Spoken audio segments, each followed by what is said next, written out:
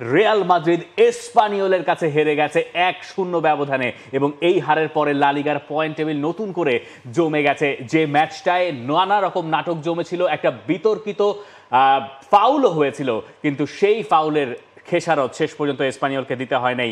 যিনি খেসারত দেন নাই তিনি গিয়ে 85 মিনিটে গোল করে রিয়াল মাদ্রিদকে হারিয়ে দিয়েছেন। এবং দেখেন, এটা হচ্ছে রিয়াল মাদ্রিদের সিজনের 3 নম্বর হার।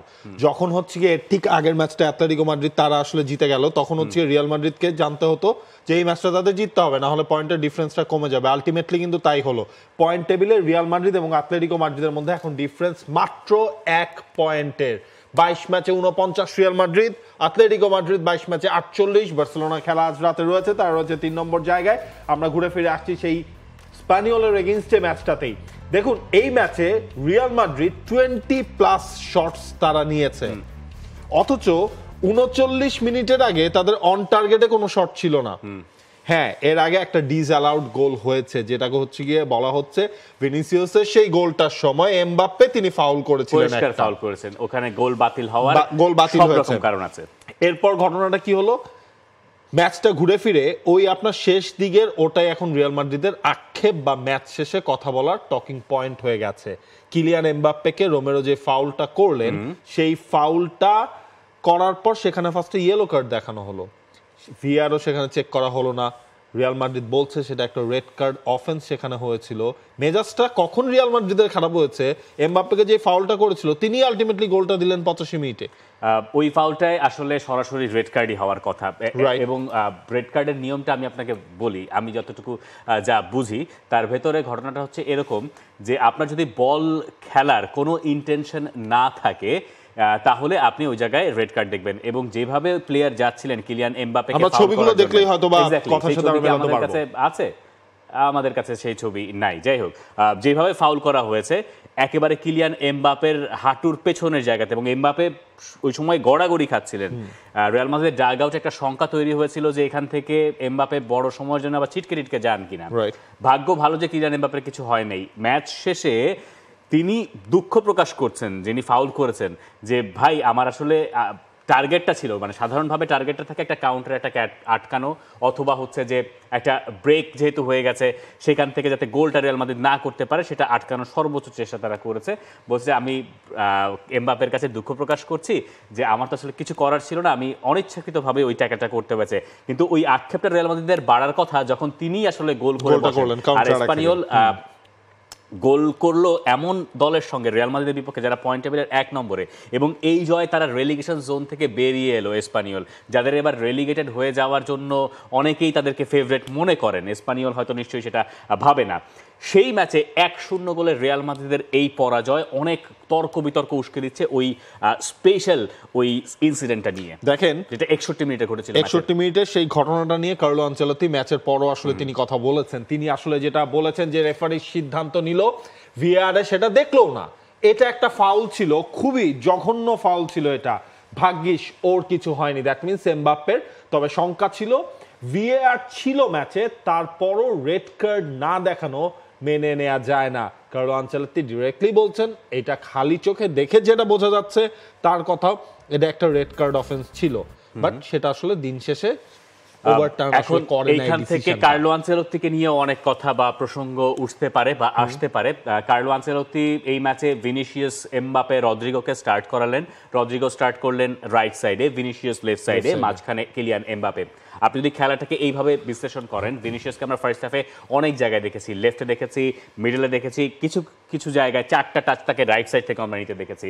দানি সেবায়োস ফার্স্ট হাফে যখন স্টার্ট করলেন, সেই ম্যাচে মানে তার মূল দায়িত্ব ছিল হচ্ছে বলটাকে ডিস্ট্রিবিউট করা এদিক ওদিকে। তাকে আমরা খুব অ্যাডভান্স পজিশনে দেখি না, যেটা ভালভার্দের উপর দায়িত্ব ছিল। আমরা রিয়াল মাদ্রিদের কাছ থেকে ওই রকম কাটিং এজ ফার্স্ট হাফে যতটুকু দেখেছি, সেকেন্ড হাফে যখন এসপানিওল জানলো যে তারা গোল শূন্যভাবে আছে এবং তারা এখন আত্মবিশ্বাসের ওপরে ভর করে রিয়াল মাদ্রিদের ডিফেন্স মানে অ্যাটাকগুলো আটকানোর চেষ্টা করলো। ভিনিসিয়াস এবং এমবাপ্পে, রদ্রিগো, এই 3 জনের একটা নিয়ে আপনি কথা বলতে পারেন, কিন্তু এই ম্যাচে এসপানিওলের গোলকিপার গার্সিয়াকে যদি আপনি, হুয়ান গার্সিয়াকে যদি ক্রেডিট না দেন তাহলে সেটা ভুল হয়ে যাবে। কয়েকবার তারা রিয়াল মাদ্রিদের অ্যাটাকাররা চমৎকার কিছু সুযোগ তৈরি করেছিল রিয়াল মাদ্রিদ, আনলাকি যে তারা গোল করতে পারে নাই।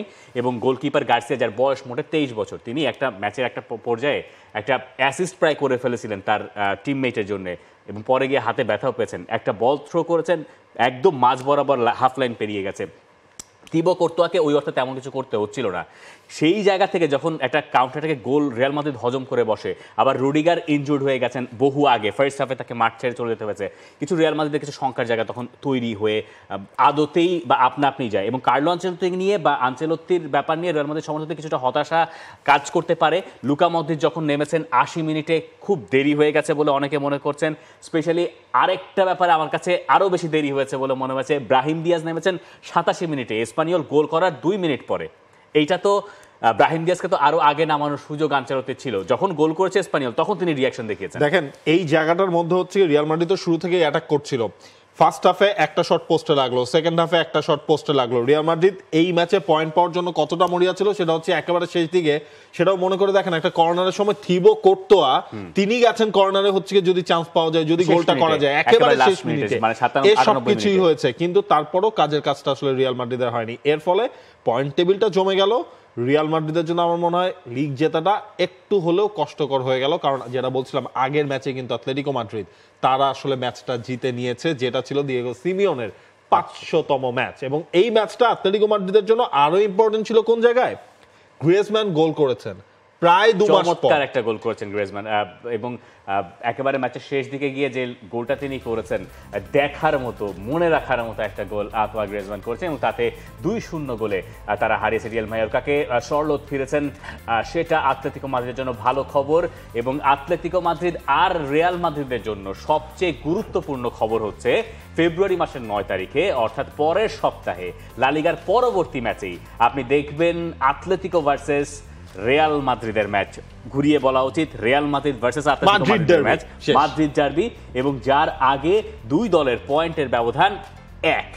এবং এটাই হচ্ছে গিয়ে যে গতকালকে ম্যাচ ডেতে সবচেয়ে বড় আসলে ডিফারেন্সটা মেক করে দিয়েছে এই লা লিগাটা স্পেশালি। হ্যাঁ, এখন আজকে রাতে বার্সেলোনার ম্যাচ রয়েছে, বার্সেলোনা কি করে সেটা হচ্ছে দেখার। বার্সেলোনাও আসলে খুব টাফ কম্পিটিটর, কিন্তু আজকে রাতে আসলে তারা পাচ্ছে না। আলাভেজের মুখোমুখি তারা হতে যাচ্ছে নিজেদের ঘরের মাঠে। এবং বার্সেলোনার জন্য যেটা প্লাস পয়েন্ট, পাও কুবরাসি এবং একই সাথে মার্ক কাসাদো, এই দুজন ইনজুরি কাটিয়ে আজকের ম্যাচটা আসলে ফিরছেন। বার্সেলোনার জন্য তো আলাভেজ আসলে শক্ত প্রতিপক্ষ হওয়ার কথা না, যদিও বার্সেলোনা লা লিগায় তো আসলে আলটিমেটলি 2টা জয় শেষ। আপনি 10টা ম্যাচের মধ্যেও জয়ী ধরেন, 8টা ম্যাচের মধ্যেও জয়ী ধরেন। আমার কাছে মনে হয় বার্সেলোনা ফিরেছে, সেটা চ্যাম্পিয়ন্স লিগ খেলা দেখেও মনে হয়েছে, আবার হচ্ছে লা লিগার শেষ ম্যাচটা দেখেও মনে হয়েছে আলাভেজের সঙ্গে বার্সেলোনা জিততে পারা উচিত। এইরকম ভাবে যখন এই সপ্তাহটা বার্সেলোনার জন্য খুব গুরুত্বপূর্ণ, আপনি চিন্তা করেন, আপনি যদি বার্সেলোনা আজকে এই ম্যাচটা জিততে পারে, তাহলে রিয়াল মাদ্রিদের সঙ্গে তাদের যে একটা বড় পার্থক্য, এই ব্যবধানটা তারা কমিয়ে আনতে 4-এ নিয়ে আসতে পারবে, তাই না? 7 থেকে সেটা কমে 4-এ চলে আসবে। এবং আতলেতিকো মাদ্রিদের সাথে সেটা 3 হবে। পরের সপ্তাহে মাদ্রিদ ডার্বি। এই দুটো সপ্তাহ বার্সেলোনা যদি জিতে যেতে পারে, তাহলে কিন্তু লা লিগার পয়েন্ট টেবিলের যে রেসটার কথা আমরা বলছি, এটা আরো জমজমাট হয়ে যায়। বাংলাদেশ প্রিমিয়ার লিগ 2025, 7টি দলের জমজমাট লড়াইয়ে মাতবে পুরো দেশ। দেখতে চোখ রাখুন টি স্পোর্টস নেটওয়ার্কে।